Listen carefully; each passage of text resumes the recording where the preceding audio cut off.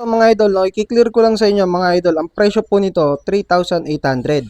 Yung wattage po nito is 510 watts. Tapos mga idol, bifacial po ito. No? So harap likod, pwede ka makapag-charge. Ayan po. No? So harap likod yan mga idol. So ito pa mga idol, take note ha.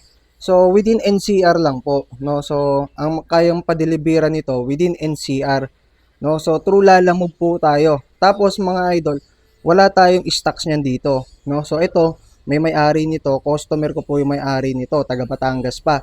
So pipikapin niya yan dito sa bahay mga idol, no.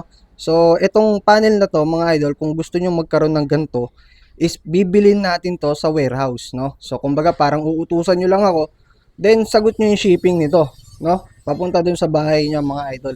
3,800 lang po yan. Bifacial na po yan mga idol, no. Sobrang mura. Kaya PM nyo na lang ako mga idol kung interesado kayo.